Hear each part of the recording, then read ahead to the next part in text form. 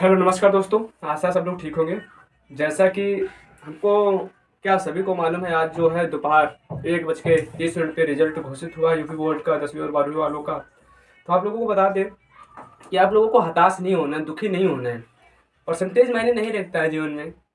वो आपको बस, अब तो हाई स्कूल जिन लोगों ने पढ़ा वो अब इंटर में मन और लगन के साथ पढ़े, इंटर में अच्छे नंबर लाए।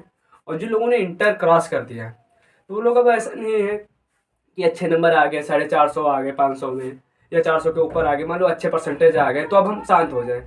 अब तो आपकी अब अब ही आपको तैयार होना है। अब जो है आपको तैयार होना है और आगे नौकरियों के लिए अच्छे से अच्छी पढ़ाई करना है। जो आप लोगों को ना समझ में आए कि क्या करना है क्या नहीं करना है, उसके लिए आप लोग हमसे पूछ सकते हैं कि कौन से क्षेत्र में जाना ठीक है और कौन से क्षेत्र में जाना ठीक नहीं होता है। होता क्या, इंटर पास आउट करने के बाद में लड़के इधर उधर भटकते रहते हैं, उनको जानकारी नहीं होती है। जैसे हम लोग भी इंटर पास आउट किए थे, उसके बाद में 2-3 साल इधर उधर भटकते रहे। उसके बाद में धीरे धीरे लगा, कुछ गुरुजनों का सहारा मिला। हमारे गुरुजन तो बहुत लोग हैं और उनमें से कुछ लोग ऐसे हैं जिन्होंने मतलब अपने भाई जैसा माना, और भाई जैसा मानने के साथ साथ में अच्छे से अच्छा मार्ग दिखाया। जैसे हमारे साथ ही जो लोग कार्य करते हैं, जैसे चंद्रभान सलमान रिजवान बिल्कुल भाई के समान हैं। और इनके साथ साथ में अगर कम्पिटेटिव एग्जाम की बात की जाए, अहम भूमिका निभाने वाले मेरे राहुल भाई, ये सर कहें, और उसके बाद में नारेंद्र सर।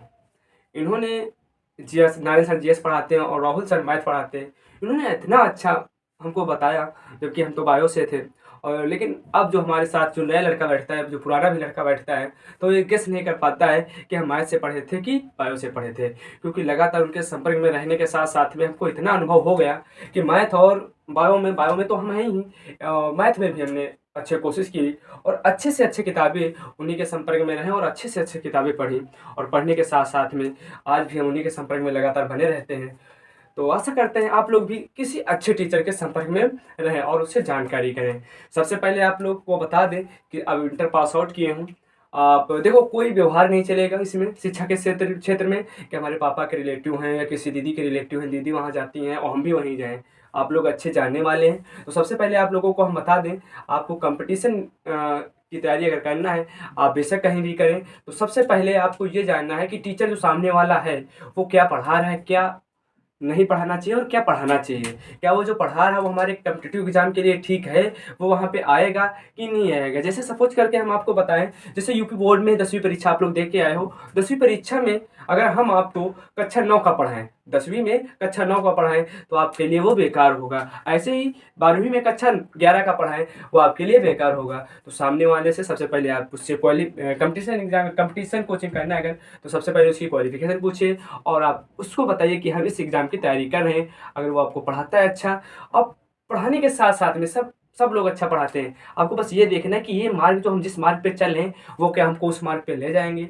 और PYQ मतलब जो क्वेश्चन लगातार पूछे जा रहे हैं वो पढ़ा रहे हैं सर, वो हमसे हो पा रहे हैं कि नहीं हो पा रहे हैं, ये सब आपको ध्यान रखना है। क्योंकि आपको तैयार ही होना है 12वीं वाले बच्चे। अब आपको तैयार होना है, आगे क्या करना है क्या नहीं करना है। इसी के साथ में हम आपको बता दें, जनन स्वास्थ्य पार्ट 2 हम आज लेके आए हैं, जो जनन से संबंधित था, जिसमें आप लोगों ने जनसंख्या विस्फोट आपको आज हम पढ़ाएंगे। जनसंख्या विस्फोट का मतलब क्या होता है, एक निश्चित समय अंतराल में किसी स्थान पर जनसंख्या में वृद्धि होना, या क्या कह सकते हैं, जन्म दर में वृद्धि और मृत्यु दर में कमी होना, यही क्या कहलाता है, जनसंख्या विस्फोट कहलाता है।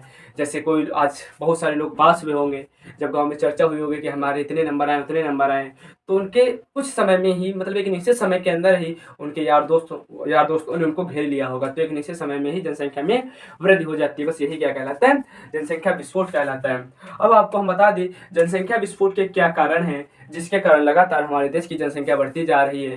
जैसा कि हमने इसके पहले वाले वीडियो में भी बताया था कि अब जो हमारा भारत देश है जनसंख्या विस्फोट में मतलब जनसंख्या की दृष्टि से सबसे नंबर 1 पर पहुंच गया है, अनुमानित स्कोर जो है। इसके बाद जैसा कि सबसे पहले आपको मालूम है चीन में सबसे ज़्यादा जनसंख्या थी, लेकिन अब जो हो गया भारत हमारा नंबर 1 पे हो गया है। दूसरी बात करें जनसंख्या विस्फोट का कारण क्या होता है, तो सबसे पहले नंबर 1 पे आता है निम्न सामाजिक स्तर। निम्न सामाजिक स्तर का मतलब क्या होता है, जैसे आप लोग ये कह सकते हैं जो लोग गरीब होते हैं उनको ये नहीं मालूम होता कितनी संतानें ज़रूरी हैं कितनी नहीं ज़रूरी है। वो लोग यही सोचते हैं जितनी संतानें हो जाएंगी वो उतना ही काम करेंगे। ग्रामीण क्षेत्रों में यही होता है कि उनको ये नहीं अनुभव हो पाता कि कम लोग होने चाहिए कि ज़्यादा लोग होने चाहिए। तो निम्न सामाजिक स्तर जो समाज में मतलब जो छोटे मतलब जिनका आर्थिक स्तर खराब होता है, वो यही सोचते हैं जितने लोग होंगे उतना हम काम करेंगे। दूसरी में बात करें अशिक्षित मतलब शिक्षित ना होना ये भी होता है। जो लोग शिक्षित नहीं हो पाते हैं वो अनुमान ही नहीं लगा पाते हैं कि कम लोग हम जो ठीक रहेंगे या ज़्यादा लोग ठीक रहेंगे, बच्चे पर बच्चे पैदा करते चले जाते हैं। इसके बाद में हम आपको बता दें परिवार सामाजिक रीति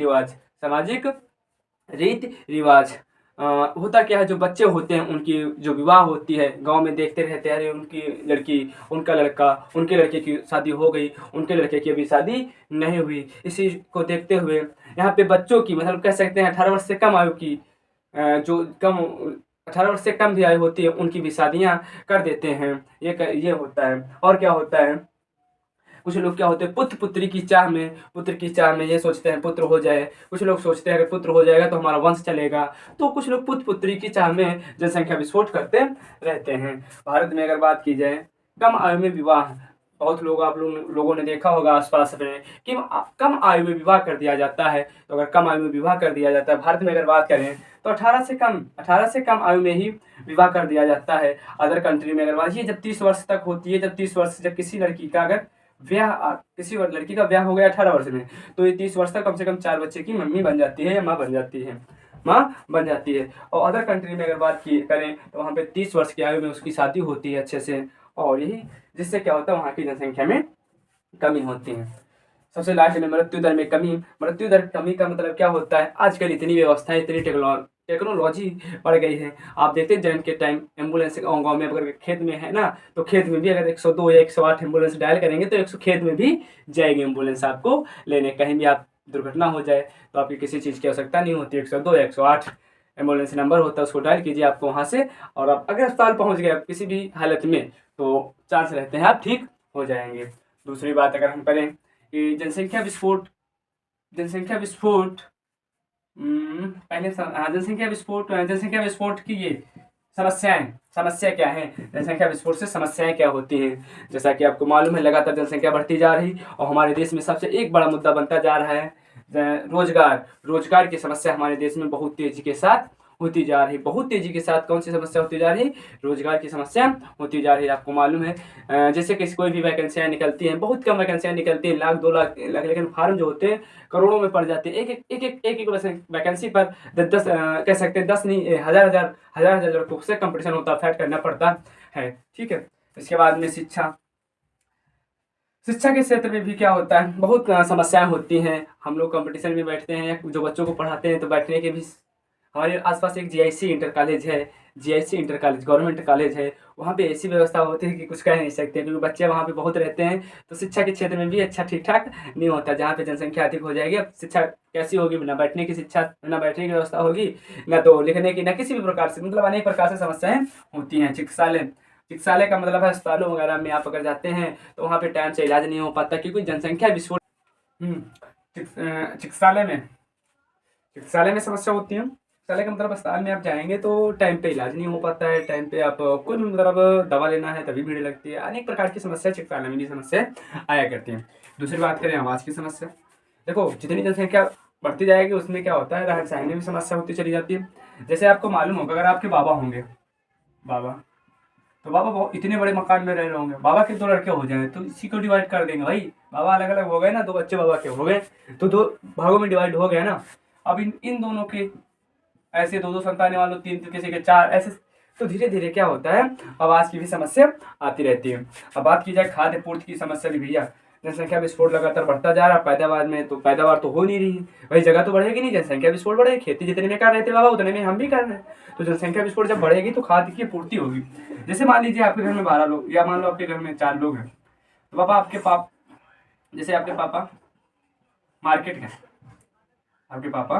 मार्केट गए, वहाँ से 1 दर्जन केला लाए, 1 दर्जन केला, तो आप लोग तो ठीक से खा लेंगे। कोई एक परिवार रह रहा होगा जिसमें 12-13 लोग होंगे, वहाँ से 1 दर्जन केला लाएंगे, केला तो 12 ही होते हैं। तो यहाँ पे ये लोग क्या करेंगे, थोड़ा काट पीटेंगे। जब ज़्यादा लोग होंगे तो भैया देखो, कम लोग जब होंगे तो उनकी व्यवस्था अच्छी होगी, कपड़े लत्ते पहनेंगे, शिक्षा अच्छे से अच्छे ग्रहण करेंगे। लेकिन अधिक लोगों में ऐसा कुछ नहीं होगा, ज़्यादा लोगों में ऐसा कुछ आपको मतलब उनको परिवार चलाना पड़ेगा, फिर कैसे न कैसे परिवार चलाना पड़ेगा। ठीक, इसके बाद में हम आपसे बात करते हैं जनसंख्या विस्फोट पर नियंत्रण मतलब जनसंख्या विस्फोट को कैसे रोका जा सकता है, इसके बारे में बताएंगे हम कि जनसंख्या विस्फोट को कैसे रोकेंगे, इस पे नियंत्रण कैसे करेंगे, कंट्रोल कैसे करेंगे। इसके लिए सरकार ने 1991 में, देखो जैसे ही आपका 1947 को हमारा देश आज़ाद हुआ, तुरंत भारत ने अनुमान लगा लिया 4 वर्षों में कि हमारे देश में जनसंख्या विस्फोट होगा, मतलब लगातार जनसंख्या बढ़ेगी। उन्होंने एक योजना चला दी, परिवार जिसको बोला जाता है परिवार नियोजन योजना, परिवार नियोजन योजना 1951 में एक योजना चलाई, परिवार नियोजन। इसका मुख्य ध्येय था कि परिवार को सीमित रखना, इसका मुख्य उद्देश्य क्या था, परिवार को सीमित रखना, हम दो और हमारे दो। लेकिन आजकल का है कि हम दो और हमारे गिन लो, हम दो और हमारे गिन लो, ये चल रहा है। ठीक है, दूसरी बात करें, इसमें अनेक विधियां हैं जिसको हम आराम से आपको पढ़ाएंगे परिवार नियोजन में। स्थायी विधियां कौन सी हैं और अस्थायी विधियां कौन है, तो एक दूसरा सीधा टॉपिक लेके आएंगे। ठीक, इसके बाद में शिक्षा का विस्तार, इसके मतलब परिवार को कंट्रोल करना, सॉरी जनसंख्या विस्फोट को नियंत्रित करना, कंट्रोल करना है, तो उसके लिए शिक्षा का विस्तार करना चाहिए। शिक्षित का जब शिक्षा का विस्तार करेंगे जिससे लोग जागरूक होंगे और उनको लगेगा कि हाँ हम लोग जब होंगे तभी ठीक होंगे, पैसे कमाएंगे अच्छे, उनको लगेगा कि एक लड़की एक लड़का या 2 लड़कियां या 1 लड़का, ये बहुत जरूरी है, ज़्यादा कुछ नहीं जरूरी है। आर्थिक स्थिति में सुधार, जो लोग गरीब होते हैं ना भाई, जो लोग गरीब होते हैं उनको शिक्षा ही नहीं ठीक ठाक से मिल पाती, वो अच्छे स्कूल में बच्चों को भेज ही नहीं पाते हैं, तो लगातार गरीब के गरीब ही होते चले जाते हैं, लगातार जनसंख्या विस्फोट करते चले जाते हैं। दूसरी बात की जाए बाल विवाह पर रोक, मतलब जो बाल विवाह होता है, बाल विवाह मतलब जो बच्चों का जन्म करा दिया जाता है उस पर रोक लगाना चाहिए, उसको रोका जाना चाहिए, विवाह करने की आयु को बढ़ाना चाहिए, ठीक है। जैसा कि आप सबने सभी पढ़ लिया होगा, अब यहीं पे हम परिवार नियोजन की विधियां पढ़ा दे रहा हूँ तुमको, दूसरा टॉपिक ना बनाना पड़े तो इसी में हम निपटा देंगे यहीं पे।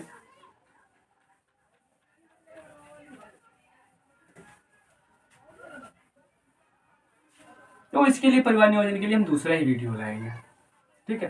दूसरे वीडियो का मतलब क्या रहेगा, आप लोग अच्छे से पढ़िएगा।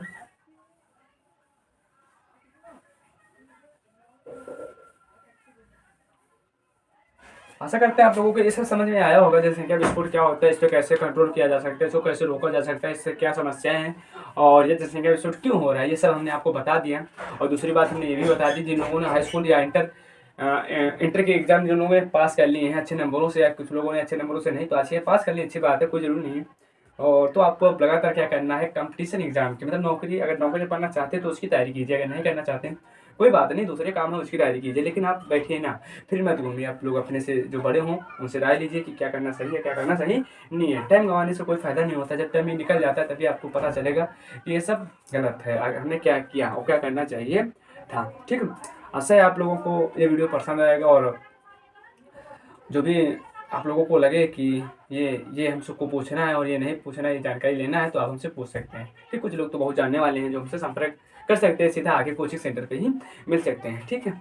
और हम आपको बता दें, अगर आप लोग कोई हमसे मिलना चाहते हैं, बायोलॉजी की अधिक जानकारी प्राप्त करना चाहते हैं कि हम पढ़ाते हैं, यहाँ तो कुछ नहीं हो पाता है, लेकिन जब घंटों क्लासेस चलती हैं, ऑफलाइन हम पढ़ाते हैं इंटर और हाई स्कूल में। अगर आप लोग हमसे मिलना चाहते हैं तो उसके लिए आप हमारा केंद्र, कोचिंग केंद्र या कंपटीशन के लिए मान लीजिए, या इंटरमीडिएट एकेडमी की मान लीजिए कोचिंग, और केंद्र हमारा औरास थाना, आप लोग जानते होंगे जनपद उन्नाव में पड़ता है, और स्टेट उत्तर प्रदेश पड़ता है, वहाँ पे डिस्ट्रिक्ट पड़ता है उन्नाव, और उसके नीचे अगर हम आएंगे तो एक थाना पड़ता है औरास, जो आगरा और लखनऊ एक्सप्रेस वे निकला है वहीं पे, जहाँ पे कोचिंगों का केंद्र है। अगर वहाँ आप मिलना चाहते हैं हमसे आराम से मिल सकते हैं, और आराम से एक एक चीज़ पूछ सकते हैं, नो प्रॉब्लम, नो बताने में कोई दिक्कत नहीं। आप ऐसे कम से कम इतनी क्षमता तो हो गई है, पढ़ाते पढ़ाते, ज़्यादा एक्सपीरियंस तो नहीं है ना हमको, ज़्यादा हमने अच्छे से पढ़ा है, लेकिन एक्सपीरियंस हो गया केवल पढ़ाते पढ़ाते कि 12 मतलब 3 4 दिन तक बिना किताब कोई टीचर पढ़ाए हम भी पढ़ा सकते हैं। नो, हम किसी से वो नहीं करते हैं कि वो कैसा पढ़ाते हैं कैसा, हाँ ये जरूर करते हैं कि एक्सपीरियंस हो गया, बस एक्सपीरियंस की वजह से ही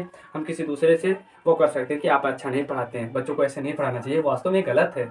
आप जो बच्चों आपके सारे जा रहे हैं, हम चाहे स्कूल में पढ़ा रहे हों, एक स्कूल में पढ़ाते हैं 1 घंटा 10 मिनट के लिए ओनली, और कोचिंग में पढ़ाते हैं 1 2, तो हम चाहे स्कूल में पढ़ाएं चाहे कोचिंग में पढ़ाएं, कहीं भी पढ़ाएं, आपको बता दें हम अपना फुल 100% के साथ पढ़ाते हैं। और कुछ लोगों को हमको मालूम है, जैसे बच्चे बताते हैं हम थोड़ा ना गए हैं तो ज़्यादा मेहनत नहीं करते, तो भाई ये गलत बात है। आप आपका भविष्य बच्चों के हाथ में देखो कुछ मालूम नहीं है, और वो आप लोगों की शिकायत हमसे करते तो हमको भी अच्छा नहीं लगता। यही लगता है कि वहाँ के प्रधानाचार्य को उनको निकाल देना चाहिए।